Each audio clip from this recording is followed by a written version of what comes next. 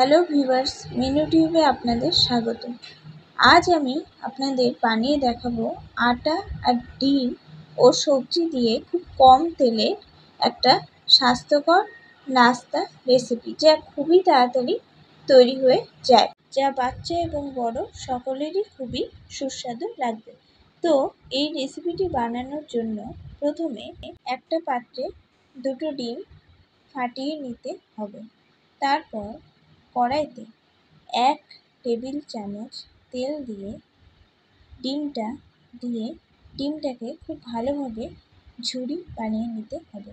ডিমের ঝুরি বানানো হয়ে গেলে কড়াইতে 1 টেবিল স্পুন তেল দিয়ে তার মধ্যে 1 চা চামচ গোটা জিরে ছেড়ে দিতে হবে। এখানে আমি কিছু সবজি গ্রেট করে নিয়েছি, যেমন আলু, বিট, গাজর ও পেঁয়াজ, টমেটো ও রসুনের পেস্ট বানিয়ে নিয়েছি। এবার একে একে সব সবজিগুলোকে ছাড়তে হবে। প্রথমে গরম তেলে রসুন বাটা ও পেঁয়াজ বাটা দিয়ে তারপর একে একে গ্রেট করা আলু, গ্রেট করা গাজর, গ্রেট করা বিট ও টমেটো বাটা দিয়ে দিতে হবে। তারপর তার মধ্যে স্বাদ মতো কাঁচা লঙ্কা দিতে হবে। এই সব কিছু দিয়ে খুব ভালোভাবে মিশিয়ে নিয়ে তার মধ্যে স্বাদ মতো নুন ও পরিমাণ মতো হলুদ দিয়ে দিতে হবে। এবার খুব ভালোভাবে মেশাতে হবে। ভালোভাবে মেশাতে এদিকে রুটির জন্য একটা ডো তৈরি করে নিতে হবে। এখানে আমি রুটির ডো বানানোর জন্য 2 কাপ মতো আটা নিয়েছি। তার মধ্যে স্বাদ মতো নুন দিয়ে আটা আর নুনটাকে মিশিয়ে নিয়ে তারপর তার মধ্যে ধীরে ধীরে পরিমাণ মতো জল দিয়ে খুব ভালোভাবে আটাটা রুটির জন্য মেখে নিতে হবে। রুটির জন্য এরকম একটা ডো তৈরি করে নিতে হবে। এবার সেখান থেকে কয়েকটা লেচি কেটে নিতে হবে। লেচিগুলো কেটে নিয়ে এবার সাইডে রেখে দিতে হবে। এখানে যে সবজিটা ভাজা হচ্ছিল সেটা তৈরি হয়ে গেছে।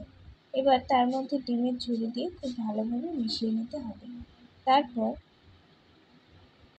ওই আগে কেটে রাখা লেচিগুলো থেকে খুব সুন্দর গোল গোল রুটি বলে নিতে হবে।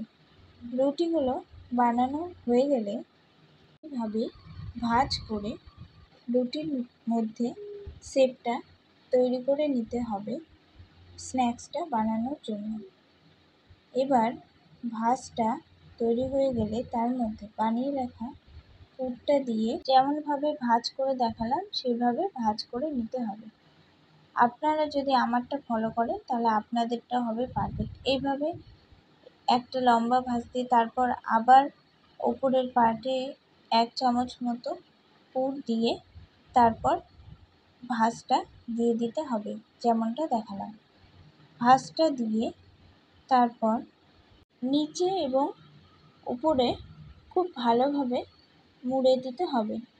যদি এইভাবে মুড়ে না দেওয়া যায় তাহলে তেলে দেওয়ার পর পুরটা রুটি থেকে বেরিয়ে আসবে। এইভাবে প্রত্যেকটা ভাঁজ বানানো হয়ে গেলে তারপর এখানে আমি কড়াইতে 1 টেবিল চামচ তেল দিয়েছি।